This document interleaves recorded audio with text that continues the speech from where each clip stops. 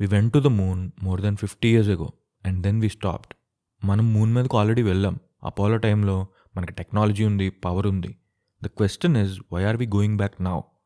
మనం మళ్ళీ ఇప్పుడెందుకు వెళ్తున్నాం? మనం తెలుసుకోలేనిది ఇంకా ఏదైనా ఉందా? లేదంటే ఇప్పుడే మనం రెడీ అయ్యామా?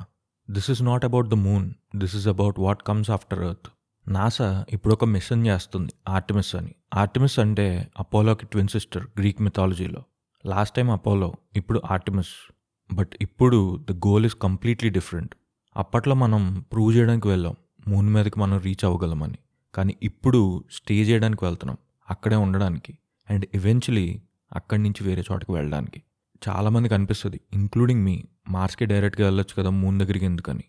బట్ రియాలిటీ ఏంటంటే మార్స్ అనేది ఒక డ్రీమ్, మూన్ అనేది ఒక స్ట్రాటజీ.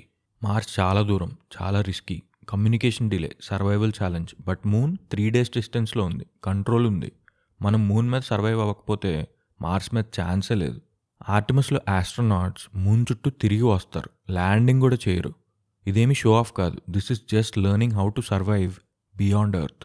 ఇది యాక్చువల్గా ఒక స్పేస్ స్టోరీ కాదు, ఇది హ్యుమానిటీ స్టోరీ. మనం ఇప్పటి వరకు ఒక ప్లానెట్లో ఒక స్పీసీస్, కానీ everything we're depends on earth, air, water, gravity and even our thinking.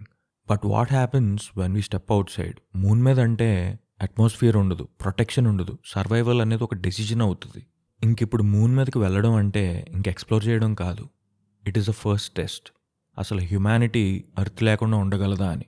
Think about this. మనం సక్సెస్ అయితే మనం మల్టీ ప్లానెటరీ స్పీసీస్ అవుతాం, ఫెయిల్ అయితే మేబీ మనం ఎర్త్ వదిలి వెళ్ళకూడదేమో. ఆర్టెమిస్ సక్సెస్ అంటే మూన్ మీద cities, resource mining, space economy. అన్నిటికంటే ఇంపార్టెంట్ ఏంటంటే హ్యూమన్స్ డెఫినేషన్ మారిపోద్ది. We're not just humans on earth, we're humans in the universe. But yeah, let's take it slow. 50 years back మనం moon మీదకి వెళ్ళాం, మళ్ళీ వెనక్కి వచ్చేసాం. ఈసారి మళ్ళీ వెళ్తున్నాం, మళ్ళీ వెనక్కి వస్తాం. బట్ ఈసారి సేమ్ ఉండదు. ఎందుకంటే మనం ఎర్త్ మీద కాకుండా బయట ఉండగలమని తెలిస్తే there is no going back. ఆలోచిస్తే రియల్ క్వశ్చన్ మనం మూన్ మీదకి ఎందుకు వెళ్తున్నాం అని కాదు. రియల్ క్వశ్చన్ ఏంటంటే మనం ఎర్త్ను వదిలేసి బయటికి వెళ్ళడానికి రెడీగా ఉన్నామా? నెక్స్ట్ ఎపిసోడ్లో మార్స్ గురించి మాట్లాడుకుందాం, dream versus reality. Until then keep questioning.